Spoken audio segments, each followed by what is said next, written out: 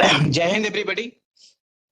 Today we are back at our Thursday lecture series. So far we have been hearing it is only the technology which changes at very fast pace. Before you are able to catch up on, it has already moved to a subsequent stage. Or a new technology has already come, making the earlier one obsolete or redundant. But today we are in an era where the geopolitical events are shaping and moving forward as at par with the technological advancements. Before we could think how the standoff between China and India shifts, Russia-Ukraine started. Before that, could come to some kind of conclusion. The Hamas-Israel started. Before that could come to some kind of conclusion. The Houthis attack and Red Sea came, and now Israel is involved with large number of countries, including Iran, Hezbollah, Yemen, and other countries in some or other kind of conflict. Of course, the South China Sea is a perennial issue where the standoff continues between China and Philippines and so many other stakeholders. And sadly, for the nicety of the world, none of these events have concluded. They are coming with new profile, new way of fighting, and new developments. So it is very, very important for us as a think tank to keep a track as to what is happening on the geopolitical map of the world. And we couldn't have got a better person to speak to us than Maj Gen Sudhakar Jee. I have had the opportunity of serving with him, a US commander of Tawang Brigade, and I was commanding the Emerging Brigade, and an elder, a serious professional. Now I would request Wing Commander Maj Gen to introduce the speaker, and thereafter that will be followed by the speaker deliberating on this important issue. Good morning. Maj Gen Sudhakar Jee, Vishesh Seva Medal retired, was commissioned into the Maha Regiment in June 1983. A former colonel of the Maha Regiment with over 37 years of distinguished service in the Indian Army, he superannuated in October 2020. The general officer has the distinction of having served in diverse terrains and conflict zones in various ranks and appointments. An alumnus of Sainik School, Bhubaneswar, National Defence Academy, Indian Military Academy, Defence Services Staff College, College of Defence Management, and National Defence College. He has been an instructor Class C in the IMA and the Deputy Commandant of the Army War College at Lahore. As a United Nations military observer in Sierra Leone and West Africa in 1998 to 99, he earned the distinction of demobilizing, disarming, and rehabilitating the rebels in Sierra Leone and conducted the registration of the children associated with fighting forces under the UNICEF in a very hostile and volatile environment at a global level. As a company commander, he led his company in the Siachen Glacier during Op Vijay, July and August of 1999, beat back numerous assaults, and decimated the enemy at an altitude of over 19,000 feet. He commanded his parent unit during Op Paragram in the Thar Desert of Rajasthan and the riverine terrain of Punjab, a brigade in the Tawang sector in Arunachal Pradesh, and a division in eastern Ladakh along the line of actual control in high altitude area ranging up to 22,000 feet, extending over 832 kilometers. Conferred with the Vishesh Seva Medal by the President of India, to each of the Chief of Army Staff and the General Officer Commanding in Chief Commendation cards, a gold medal by the Governor of Arunachal Pradesh, commendation certificate by the Governor of Jammu and Kashmir for the smooth conduct of Amarat Yatra. The General is also a recipient of the prestigious Mirza Raja Jai Singh I Award by the Maharaja Savai Man Singh II Museum Trust, City Palace, Jaipur, Rajasthan in 2023 for his distinguished service in the armed forces. He has also been recognized for his expertise in the Indo-Pacific region and its maritime security by the State Department of the United States in 2023. He has also been a president and CEO of a multinational company overseas in Oman, an India-China expert, an author, and a columnist. He comments on geopolitics, defense, security, and strategy in the mainstream national and international media. He has led Track to Dialogue with India's Strategic Neighborhood. Presently, he is a member of the expert advisory group of the Jaipur-based Brain Trust to CUTS International Global Affairs Center, a global public policy research and advocacy group encompassing broader interventions across the globe in trade and strategic issues. Now, over to you, sir. The stage is open for you to take it wherever you wish to. Good morning, ladies and gentlemen. At the very outset, very happy Teachers' Day to each and every one of you. And I must thank the Director General of CENJOWS, Major General Ashok, and his team for giving me this opportunity to deliver a talk on emerging contours of geopolitics in the 21st century. I have very deliberately kept my script very short. Perhaps this is for the first time I would be reading out the script in keeping with the formal status of the platform which is being extended to me, and wish to keep more time for question answers. And being a student of geopolitics, ladies and gentlemen, I am always open to any criticism, any suggestion. I'm a student, I'm in the process of learning. So give me a chance to learn.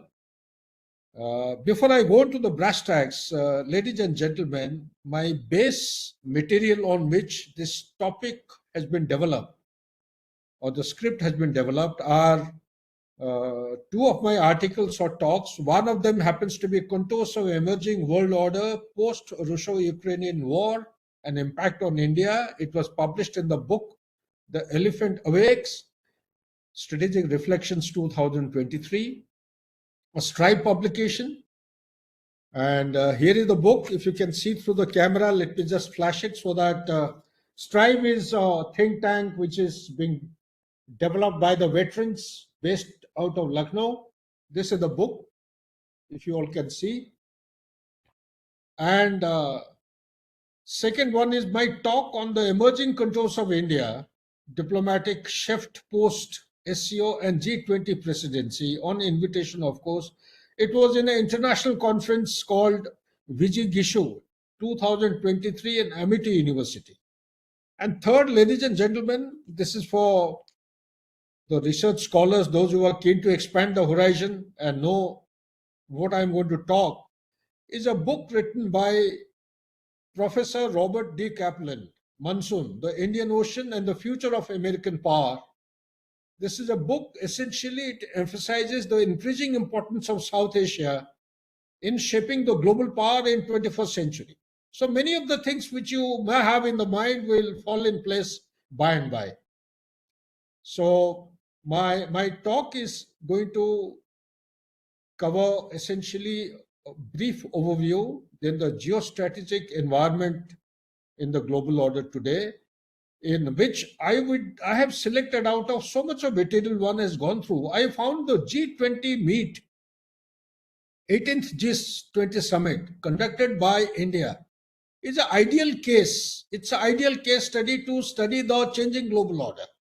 How India tackled, how multipolarity and the multilateralism and the middle path chosen by India managed to push the document in a very critical and controversial time when everyone was insisting, G7 countries, they were hell-bent upon including Ukraine in the text of that particular document. So briefly about that, highlighting the important aspects. Thereafter, I'll come on to the contours. We'll discuss the contours of emerging world order, draw some parallel with pre-World War I and II, how the environment was prevailing. Is there any correlation? If yes, where are we heading?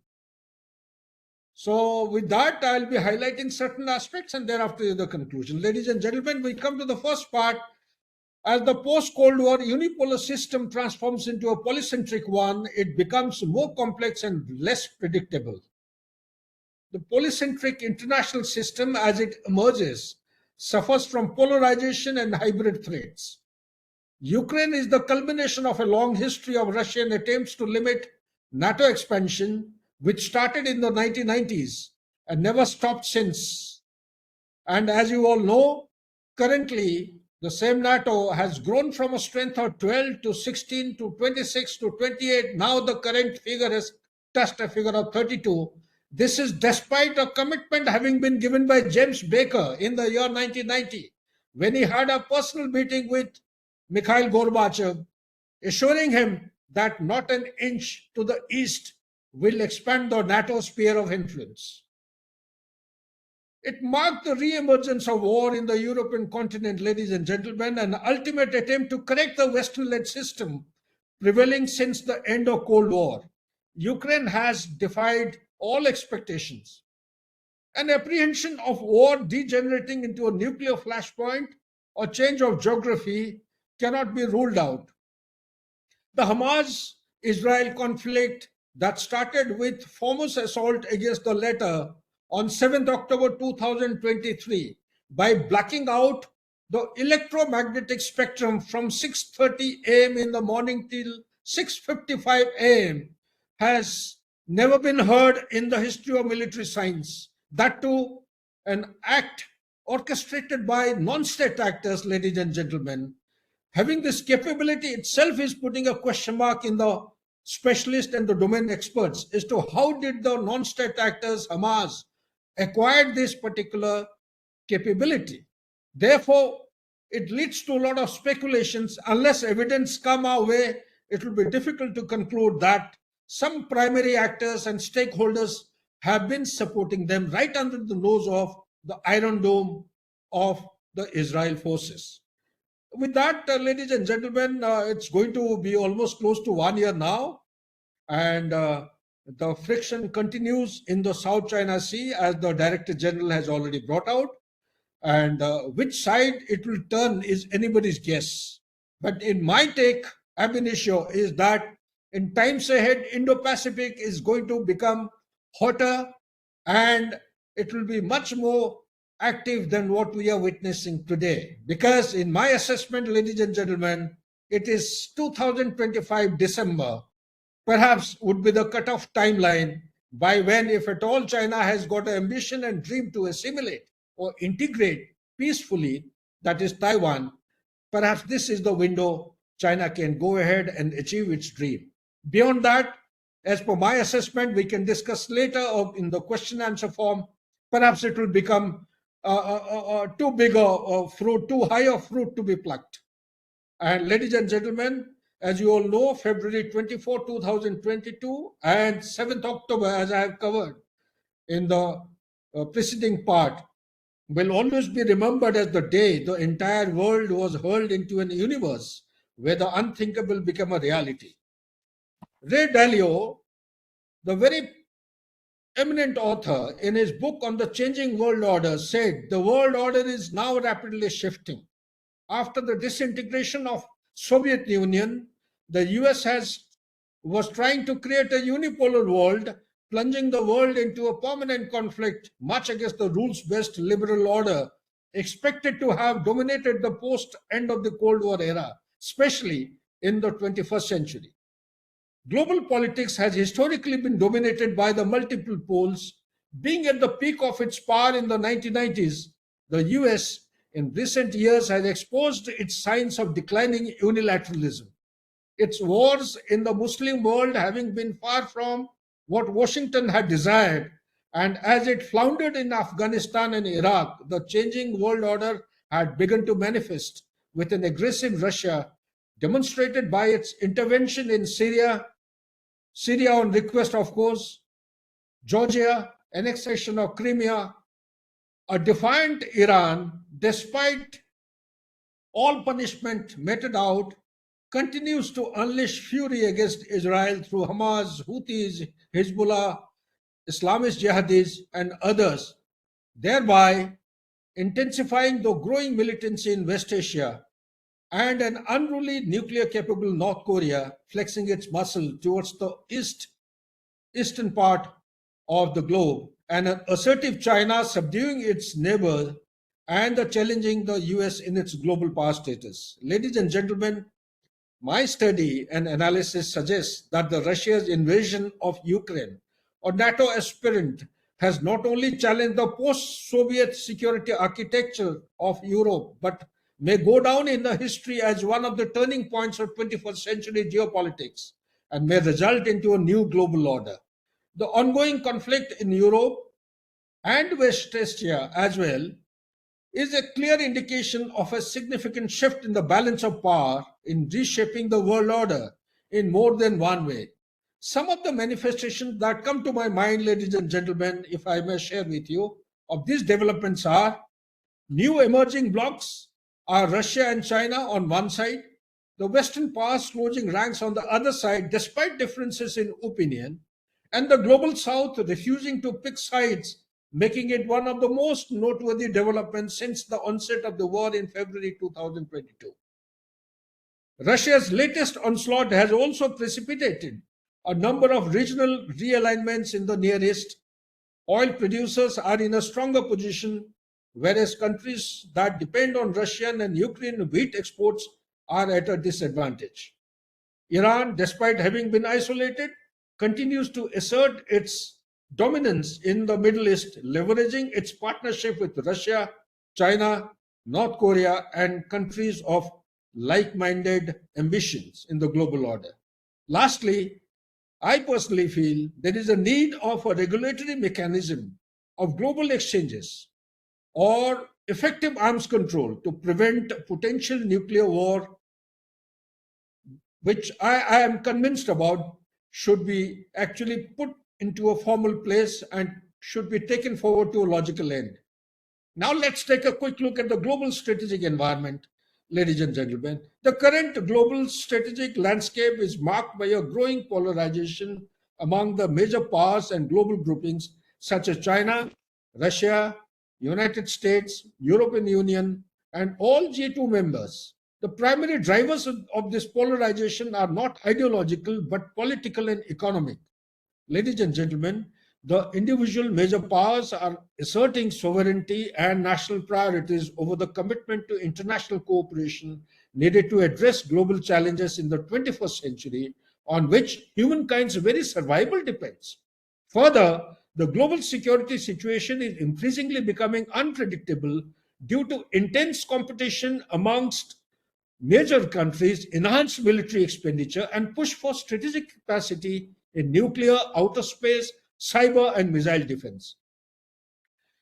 While the pandemic was the force shaping the immediate future till, say, 24th February 2022, the main driver now since then has been the war in Ukraine that has plunged Europe into an energy crisis, strained relations among Western allies, and the conflict in the Middle East that has forged stronger dependency amongst the axis of evil. India, on the contrary, has rejected American and European pressure at the United Nations to condemn the Russian invasion. It has further turned Moscow into the largest oil supplier, purchasing its cheap oil, dismissed the perceived hypocrisy of the West. The challenges of the COVID pandemic, rising prices of fuel, fertilizer, and food grains, and the increasing geopolitical tensions having impacted the developmental efforts.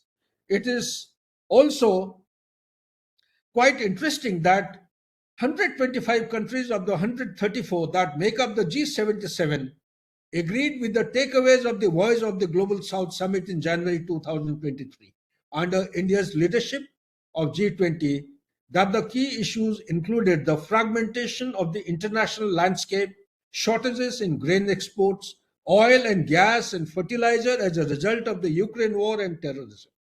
Further, ladies and gentlemen, India hosted the third Voice of Global South Summit on 17th August 24 on virtual format with an overarching theme, an empowered global South for a sustainable future, in which 123 countries participated in the same summit.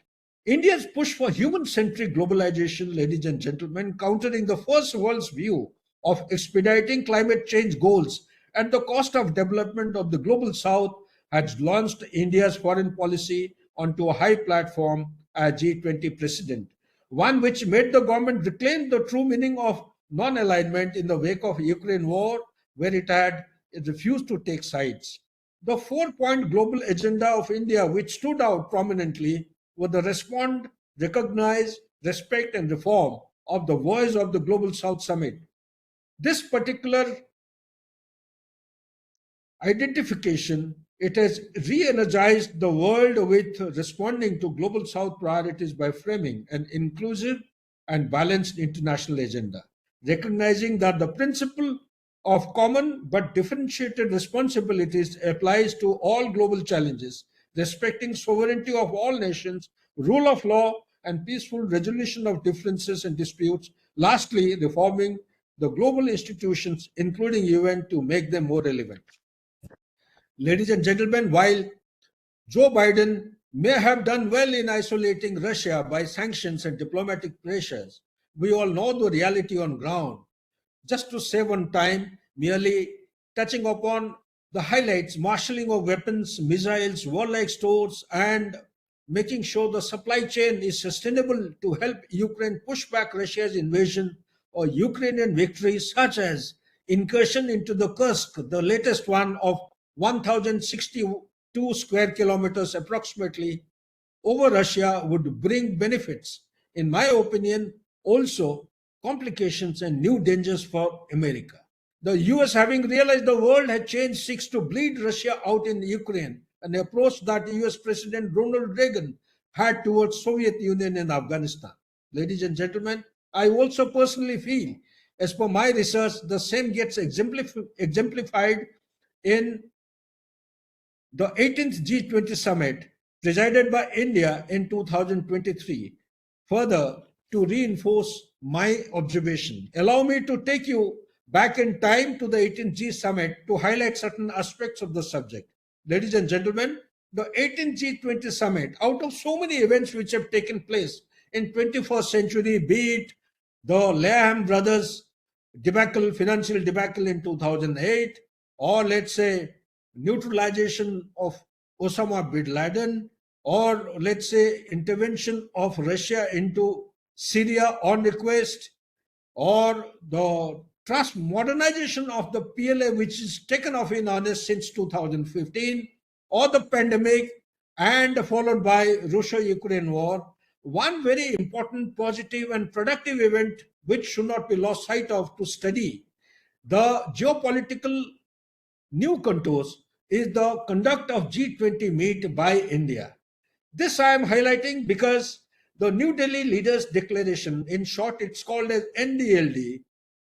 It is India's policy mantra of multilateralism, multipolarity, and the middle way that won the hearts and minds of all the member states in G20. Ladies and gentlemen, firstly, we'll briefly touch upon what is multilateralism in the present contemporary context.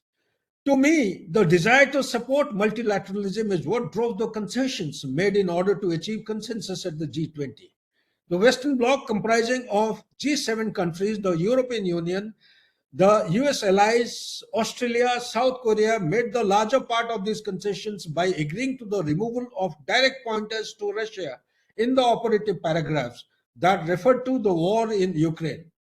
Only mention of Russia in the statement was a positive one pertaining to the Black Sea Grain Initiative and the desire of all members to revive the mechanism that would give Russia more access to the international society for worldwide interbank financial telecommunication, in short, SWIFT financial system, and in return, a removal of blocks to Ukrainian grain export. The outcome strengthened the G20 as an organization that successfully pulled off a consensus 2 years in a row despite the polarizing war in Ukraine. Ladies and gentlemen, you all would agree with me that this was no mean feat, given that the United Nations Security Council has not been able to forge a single non-vetoed resolution on the Ukraine issue since February 2022. The para 47 of the NDLD, actually, it stands out as it propounds the view that the global challenges of the 21st century can only be addressed through re-energizing multilateralism, reforms, and international cooperation. Having heard about multilateralism, let's take a quick look at the multipolarity. The growing support of a multipolar world, one which India has been in the forefront, came as a stunning success of the G20 summit. Ladies and gentlemen, all of you would be aware that it has often been said that in the post-Cold War scenario, US has tried to build a unipolar world, China has pushed for a bipolar one, while India has sought a multipolar world. The global south, made up of more than 125 countries, as on today, if I respect my memory, it's 135, may not compare in wealth with the North, it is increasingly become a voice to be heard, a voice which resets the priorities on issues such as development, climate change, health, digital divide, price rise in food, fuel, and fertilizer. Ladies and gentlemen, the global South is now seen as the third pole, and many global powers are coming to terms with its worth. We'll see as to what third pole or a pole exclusively means.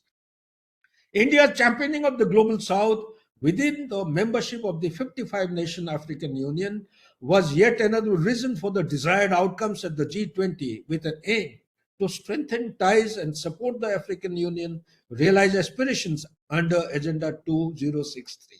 Ladies and gentlemen, what may turn relevant and acutely important in future will be the role of regional organizations in multilateral forums after the European Union and African Union. It will be turn of ASEAN, ASEAN, and the Community of Latin America and Caribbean States, in short called as CELAC, CELAC, to seek G20 membership. Now let's take a look at the middle way. India's success owed itself to its decades-old tradition of abjuring alliances and following a middle path on global discord. This had meant making compromises at times, such as the Indian government's refusal to criticize or cut off ties with Russia, or to invite Ukrainian President Vladimir Zelensky to address the G20 summit. And in my opinion, India stood out to be in a better position to be able to strike a balance between the global South and North and the East and West because of its middle way or middle path chosen by the mandarins in the South Bloc. It is this bridging role that is most needed in a time of global polarization. Having highlighted these aspects, ladies and gentlemen, now let's take a look of contours of emerging world order. With Russian President Vladimir Putin having ended the global pause, the post-Cold War unipolar system transforms into a polycentric one, making the world order more complex and less predictable with hybrid threats. These are difficult to identify and predict. The war in Ukraine has clearly demonstrated that the world had changed. It is no longer a world of two superpowers. Also, the world is neither with one center of gravity nor as yet transformed multiple poles, despite some similarity to the multipolarity that existed prior to the First World War. In fact, today's centers of power are not poles in the fullest sense of the word. A difference from post-World War I and World War II scenario is that the threats are predictable and could be described as traditional threats. The collapse of the bipolar system after the end of Cold War turned the world briefly into monopolar system. However, the strength of the American pole rapidly appeared to have lost its absolute dominance. To substantiate what I am saying, you all are aware of the declining dominance status of dollar. At one point in time, it is to enjoy a dominance percentage of 86 to 89% in the world. Today, it is down to 59%. Couple of years back, maybe during pandemic, I am told, as per my research, what stands out very prominently is that it had gone down to 54%. Specialists on the subject, they always apprehend that the day dollar goes down below 50% is the day wherein the supremacy of the superpower will be lost permanently. This is how they read it. Whether it will happen this way or otherwise, it is too premature and it will be incorrect, inappropriate on my part to comment. And ladies and gentlemen, the strength of the American pole having actually declined, the dominance having reduced, the new and the growing centers of power are certainly started appearing, each hoping to become a new pole, resulting into emergence of a polycentric world. When I say polycentric, anything more than three is to be put under the heading of polycentric world. Therefore, calling the USA, the European Union, China, Russia as poles may not be entirely correct as per my research and deduction, as each of them is devoid of absolute influence of being a pole. Thus, the intersection of the fields of power and influence with one another emanating from poles and centers, nuanced by their intricate interconnection, have rendered global management into a new challenge to international security. Let's take a quick look at the relevant groupings, which will further highlight the importance of what I have just covered till now: multipolarity, multilateralism, and the middle path. Let's take a look at the Western blocs. Ladies and gentlemen, amid geopolitical shifts, alliances are responding. The war in Ukraine has demonstrated that a diversified system of transatlantic relations that enables development would rapidly deteriorate into a Cold War situation of polycentric world order. What I mean by this is that had it not been for the Ukraine war, perhaps the divisions within the European Union and the fault lines which were standing out conspicuously between USA, Canada, and the European Union would have actually become wider and larger. So it is because of the Ukraine war, to large an extent, I would say that the differences have been subdued. They have been galvanized, brought together to contest or be ready to contest a future enemy, which is next door. Transatlantic ties, which I have just alluded, changing transatlantic ties are at the core of fundamental restructuring of the global order in the wake of Russia-Ukraine war. As against a soured relations between the USA and the European Union, during the Trump administration, the Biden administration has underscored bettering Euro-Atlantic ties as one of the core agendas of his administration. The result has been an unprecedented scale and speed of recalibration of transatlantic relations, which I just alluded a few minutes back, as catapulted by the ongoing conflict in Ukraine. However, the same may be working at cross purposes with the perceived stability in the Eastern Europe stacked against Russia.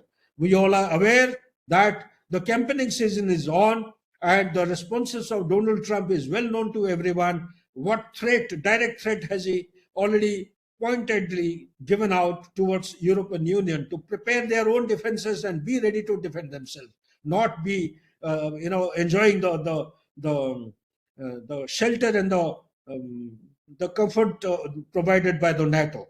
European Union and NATO. Ladies and gentlemen, the war has prompted greater European Union efforts to improve military capabilities and strengthen the NATO-EU partnership. The recent Russian invasion has further energized NATO and resulted in its enlargement, which I covered in the initial part of my talk, with 2 more countries, bringing the total to 32. Quick look at the G8 of the G7 and G20. I am sure all of you are aware how G8 has come down to G7. So to save on time, go straight to the point. As a member of BRICS and G8, Russia, we need to understand, soften the contradictions in G20. Ladies and gentlemen, today, purely Western G7 and BRICS, which represents the rest of the world, will act as 2 opposite poles. Blocs in West Asia and Abraham Accord. We all are aware of ongoing conflict between Israel and Hamas and the repercussions, the implication in the Middle East and the global order as it stands today.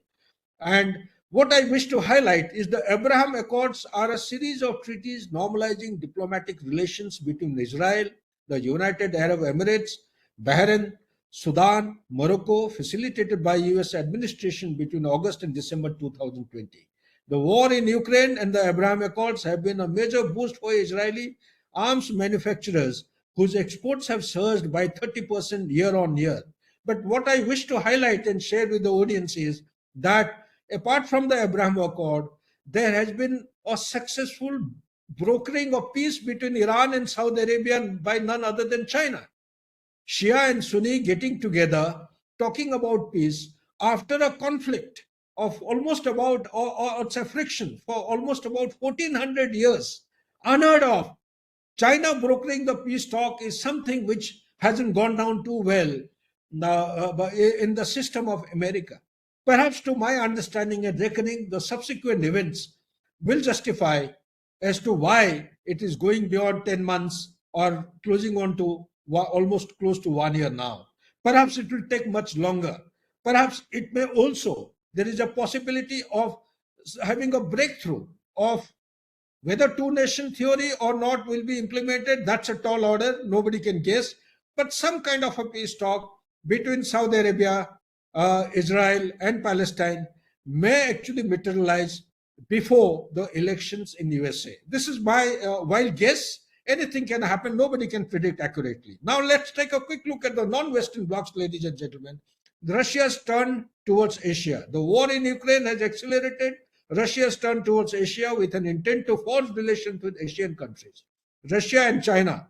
Russia and China continue drawing closer together as part of Russia's turn to Asia. The war in Ukraine is driving the giant bear deeper into the embrace of Chinese dragon. The Caucasus and the Central Asia. The Ukraine crisis, except for having pushed an additional 1 million people into poverty due to decline in remittances, had triggered no significant changes impacting any global order in this region. East Asia, a constellation of US-leaning democracies, are getting closer by shared concerns over China. We all are aware of many agreements which have been signed between Japan, Philippines, South Korea, and Australia and New Zealand in the recent past. West Asia, Israel, Iran, Azerbaijan. This is also an important development and milestone which is contributing to the conflict from the Central Europe to the Middle East. The Jerusalem-Baku partnership with Azerbaijan, emerging as Israel's main energy supplier, source of intelligence about Iran, an important buyer of Israeli technology, is turning into a predominant actor in the war. This has actually emboldened the axis of resistance, which are predominantly operating as non-state actors against Israel. The axis of evil, to include Russia, China, North Korea, and Iran, have come together and forging even more stronger and deeper relationship. Brazil, Russia, India, China, South Africa, BRICS. As we all know that the figure of 5 of BRICS has risen to almost about, there are almost 10 now, 12 now, 12 member states which have included. 6 have just joined, 6 plus 5, 11 plus 1 more has joined, and around 40 countries have shown interest to join, out of which 23 have formally applied as on date. This group, ladies and gentlemen, was formed in 1996 with a view to counterbalance the increasing domineering attitude of US-NATO alliance. It has 40% of the world's population, 26% of global economy as per the old statistics. After the new members have joined, ladies and gentlemen, this has gone up to 37.5% of the global economy, that is the GDP. Whereas the G7 total percentage of GDP has come down to 30%.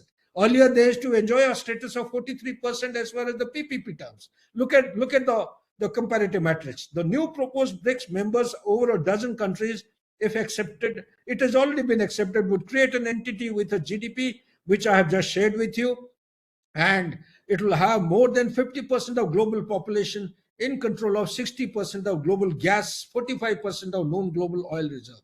Shanghai Cooperation Organization, SCO, being a successor of Shanghai 5, formed in 96, has since expanded to become a conglomerate of 9+1 states in the world, largest regional organization in terms of geographic scope and population, covering approximately 60% of the area of Eurasia, 40% of the world population, and more than 30% of global GDP.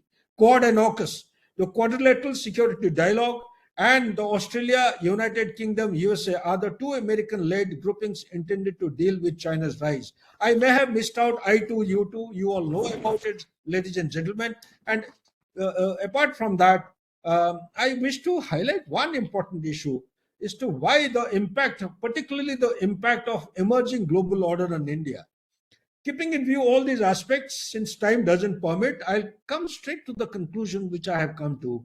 India prefers a multipolar international order that would allow it to maneuver between several and diverse poles, exploiting their differences depending on the issue areas to secure gains for itself while avoiding permanent alignments with any.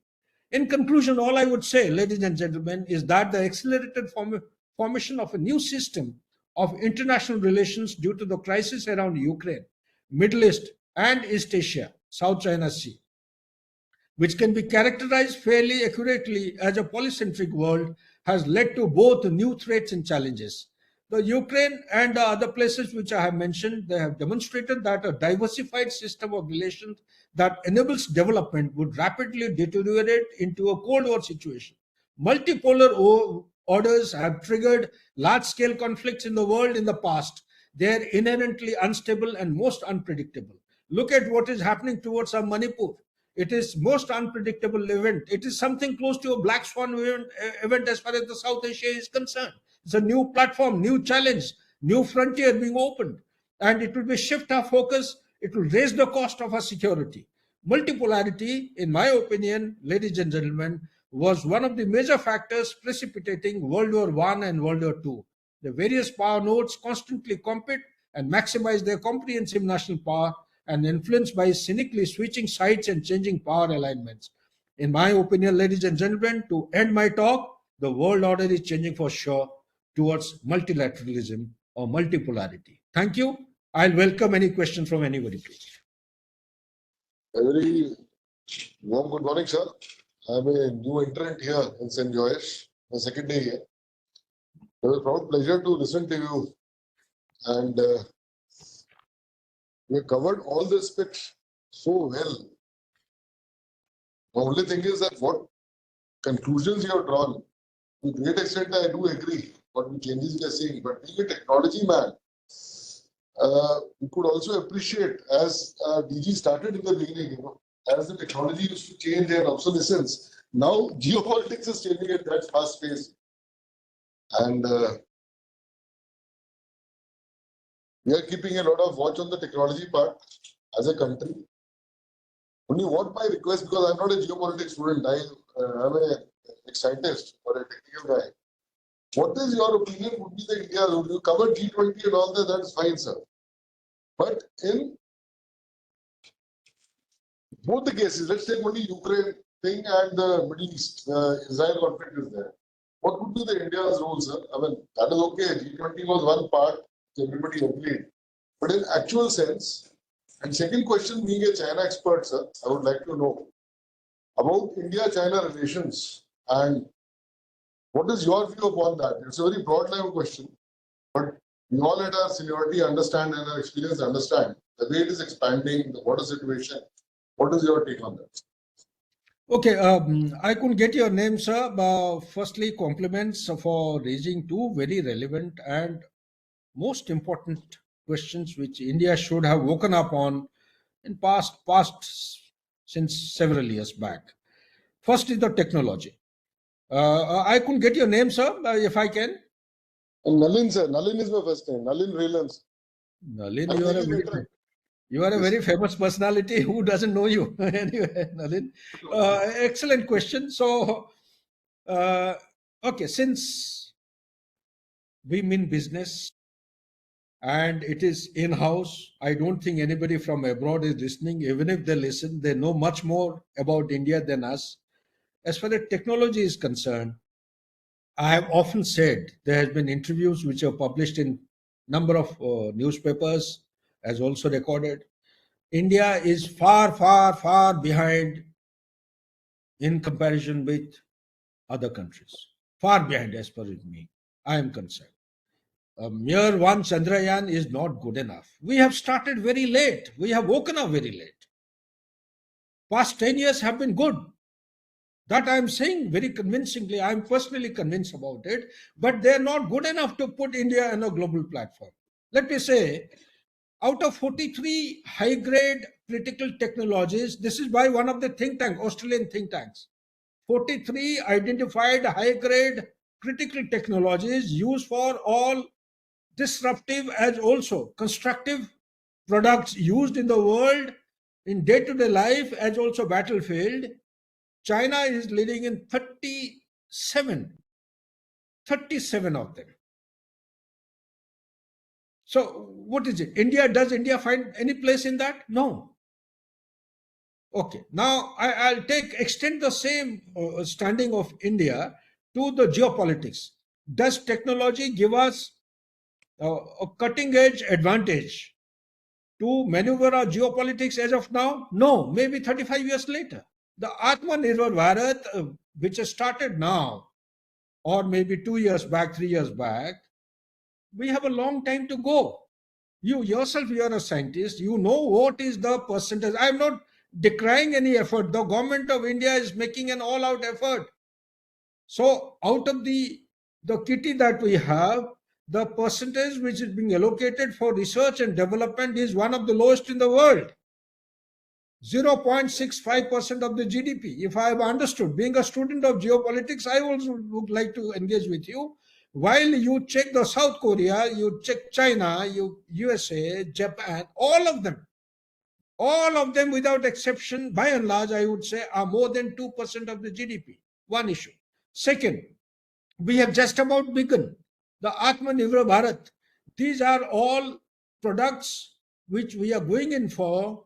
They have a cycle of, if you work reverse way, deployment, that means we need to envisage, we need to visualize what kind of product will be required in the battlefield in 2050. We should be able to visualize that accurately and start carrying out the R&D. Is India in a position to visualize like that? Can anyone do that visualization?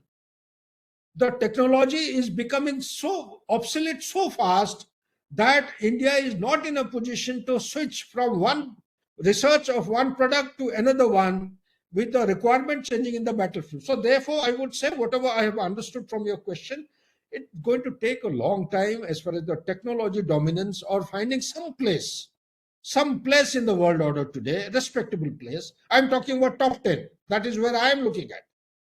However, a beginning has been made, and this is for the first time. To the best of my understanding of ruling dispensation, the political leadership has made some kind of a long-term perspective plan, given an indication. Whether we become or not, it's anybody's guess. 2047, India will be acquiring the status of a developed country. This is for the first time. It has never happened like this. By doing so, you have actually addressed multiple issues into some kind of a predictable order. So that is one part. Secondly, what I have understood from your question is, yes, technology plays a very important order. When you talk about geopolitics, sir, what is geopolitics? Geopolitics is geography and politics. Geography means what? It is land, it is the terrain, it is the climate, it is the rivers, it is the resources that you have. And politics, how does it impact the politics in the international order?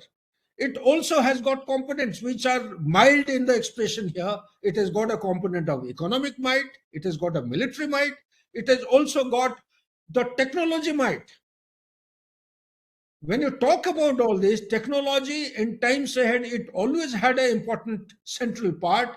In times ahead, it will keep on acquiring or assuming centrality of any nation's geopolitical status. However, by virtue of the geostrategic importance, the geographic location of India is such, and the book which I mentioned, The Monsoon, written by Dr. Kaplan or Professor Kaplan, it gives out completely that one third of the containers of the world are passing through the Indian Ocean region. 2/3 of the oil and gas are transiting through the Indian Ocean region. 975 billion worth of US dollar of export of China is transiting through annually through Indian Ocean region. Almost close to 62% of the GDP, global GDP lies here. 22.9 billion population is here. So what does it mean? In times ahead, in 21st century, the entire global order is going to shift its focus to the Indian Ocean region and the South Asia. All activities will be revolving around the South Asia. And therefore, America is shifting its focus, you would have realized in past couple of days, to anything and everything that India does. I don't know, for interference or for supporting us, that is your guess. So that is as far as the first question is concerned. As far as the Indo-China relations, sir, I would say, by research, being a student, I wanted to do PhD, but I have dropped the idea of doing PhD. I'm better off like this. I'm a ground soldier. I have been reading, lecturing, writing a lot of articles for different magazines. But my take, I'm sure the DG will agree with me, he himself is a China expert, that we need to develop a spectrum of short-term, medium-term, and long-term strategy. When I say short-term, my outlook towards addressing China is containment. So how do you contain China in the present context? When you have a problem of your skill levels are not coming, your industry is going to a grinding halt. Okay, you are dependent for basic product, whether you talk about the mobile or laptop or anything, there are some products, some component which has to be imported from China. Unless you get those components, your final product cannot be assembled. So your dependency, even for the pharmaceutical industry, for the AIP. So what I'm coming to is that it has to be a selective collaboration, at least for 7 to 10 years, allow the country to attain the status of $7 to $10 trillion economy, let's say by 2032 or 2035. And by doing so, you would have given an impetus to the Atmanirbhar Bharat. You would have allowed the components to come and the economy to grow. And also you would have developed some kind of a progress in multiple issues that you opened up. The space is picking up. Defense industry is picking up. You are empowering the armed forces in all possible ways. Where the challenges are, we do not have the capability of producing the G414. We are dependent on America. The aircrafts are driven by the engines. The engines cannot be produced in India. We are dependent. I think some agreement has been signed, but that also is only limited up to 80% of transfer of technology. So therefore, we need to actually look for those kind of things to stabilize and take off in a calibrated manner without ruffling any feathers. What does it mean? It means I have written a letter to Chief of the Army Staff also, given my suggestion that for at least $7 to $10 trillion until Indian economy attains that particular objective, we should not open a front or create something which will escalate the friction. It should be in a controlled manner, and we should hold our defenses in a formidable manner as we are doing. Second is about the compete stage. When I talk about the competition, it means that our economy should grow from 10 to, let's say, 15 trillion. It's a period of 5 to 10 years. First one is 2 to 5 years time, or 5 to 10 years. Next is 10 to 15 years. During this period, our Atmanirbhar Bharat should be given due impetus, support. It should progress in a substantive manner, and we must change or evolve our doctrine and the security capability of our country. Enhancement of our defense capability should be the centrality of our preparation. And last one is you come to a stage of contestation. So that will take us to maybe another 20 years from now, say, or 25 years. So by the year 2047-45, I have tried to translate the time spectrum extended by the present political dispensation onto this kind of a growth chart. But having said that, Indo-China, between the forum listening to me today and myself, the solutions are very, very distant. China at no cost is going to agree to any proposal made by India. You think India is not making any proposals? Since 2005, there has been a very abrupt kind of a shift of focus, but it has been more intensified from the year 2013. You all would recall that during Deng Xiaoping, the quotation that which applied on ground from bottom upwards to the topmost level and topmost level to the bottom was hide your brightness, cherish obscurity. Just put your head down and bide time. Keep working for economic development. This gentleman who's in power now, Xi Jinping, ever since he has come to power, he's changed the quotation, the motto of China. The principle of development has changed to aggressive projection of power. China, that is why it has gone totally aggressive and assertive. So with this kind of aggression and hegemonistic behavior and salami slicing, whether it is in East China or South China Sea or along our northern border, has to be put under a check. So how do you do that? That's why I'm saying selective collaboration. You all know that our economy cannot develop at the rate of 7.2 or 8% per annum unless we get the dependency developed in our country or reduced and develop them in our country. That is going to take a long time to acquire that status, in my opinion. So therefore, what do you do then? Do you lump it like this and continue with this? My counter question to all people who are coming up with the relationship regarding the border is there a border between India and China? A border is border provided it is accepted by the relevant stakeholders. Has it been accepted ever? I am not trying to defend the soldier on ground. The soldier on ground is the most difficult man. He is actually not being able to decide after which one he should go and after which one he should not. It's a very difficult situation. We want a clarity in the border. So how do you do that? Something has to be done. Some efforts are being made today. I am told maybe track 2 or maybe at the political leadership, some engagement has begun in the back door. Perhaps in foreseeable future, maybe something will come in our favor or something will fructify towards resolution of the border issue. So until the border issue is settled between, let's say, China, India and China, or in the Western adversary, we should not do anything which has the potential to escalate the conflict or misunderstanding. And economy should be given primacy and precedence to grow faster and bigger. 30 trillion, if we achieve by earlier time frame, will be piggy's back and hunky-dory, and nothing can stop us from achieving our global status. I hope I have been able to answer your question, sir. Great, sir. Great. It was a very candid reply, sir. Candid reply to the point from the ground. With a lot of experience. Thank you so much. You're breaking. Thank you so much, sir. Thank you so much, sir. Okay, sir. Since you already made an excellent presentation and majority of the issues which might have been lurking in people's mind and listeners' mind have already been responded beautifully and cogently by you in response to the question posed by Commander Nalin Rehan, who is with us. So it just remains for me to thank you for sparing your time and giving us that kind of insight.